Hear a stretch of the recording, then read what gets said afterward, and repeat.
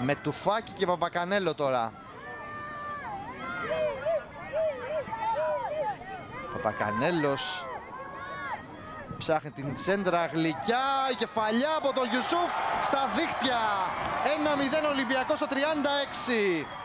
Δημιουργός Παπακανέλος, Γιουσούφ εκτελεστής. Το έψαχνε ο Ολυμπιακός, είχε υπομονή.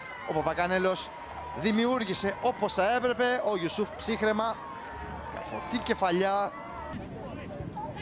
Ο Τσικούρας Παπακανέλος ανάμεσα σε τρεις και έχει στήριγμα τον Αλαφάκη αριστερά. Παπακανέλος πάει να εκτελέσει μόνος του, out.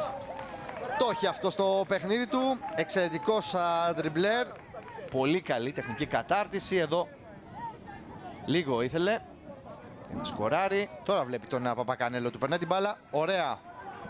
Παπακανέλος παίζει ανάμεσα στις γραμμές, θα κάνει και το σουτ συρτό. Παπακανέλο και Γιουσούφ προκειμένου. Παπακανέλος πέρασε, ο Τουφάκης, 2-0 για τον Ολυμπιακό. Θέλει υπομονή το ποδόσφαιρο, θέλει και ταλέντο και περισσεύει αυτό στην Under 19 του Ολυμπιακού και φέτος. Άλλαξαν υπέροχα, πολύ γρήγορα την μπάλα. Κερδίζουν πάλι το Ολυμπιακού με Παπακανέλο.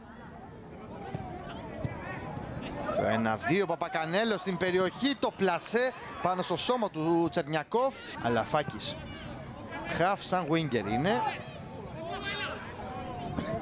Μεγαλώνει το γήπεδο, αυτή είναι η δουλειά τους. Παπακανέλος, κοφτή τρίπλα υπέροχη η σέντρα, αλλοιώθηκε η μπάλα, ζητάει χέρι, τίποτα.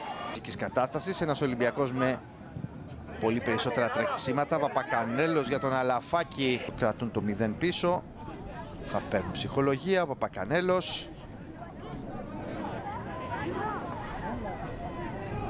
Αλαφάκης,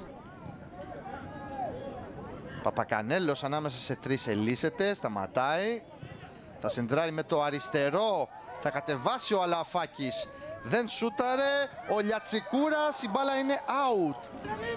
Παπακανέλος θα κάνει το σουτ. Συνεχίζει από εκεί που τελείωσε την περσινή σεζόν. Είχε σκοράρει στον τελικό στην Νιόν, σκοράρει και στην σημερινή πρεμιέρα. Δεν ξέρω αν βρήκε και λίγο η μπάλα, σε κάθε περίπτωση στην εστία ήταν το σουτ. 4-0 για τον Ολυμπιακό με τον Παπακανέλο στο 57. Ένας καταιγιστικός Ολυμπιακός. Με Παπακανέλο είναι μπελάς εκεί. Να πας να πέσεις πάνω του για να τον μαρκάρεις. Έδωσε τα δικά του συγχαρητήρια στον Γεωργακόπουλο που με τις αποκρούσεις του νωρίτερα στην πίεση που άσκησε η φιλοξενούμενη ομάδα κατάφερε και κράτησε ανέπαφη την εστία του. Όσο και ο Κολό που τραυματίστηκαν στο πρώτο ημίχρονο και έκτοτε παίζουν με μπανταρισμένο κεφάλι. Ένας παίκτης που ήταν δανεικός στην Ρίο Άβε και όπως μας τόνισαν ξέρουν ότι η Ρίο Άβε και ο Ολυμπιακός έχουν και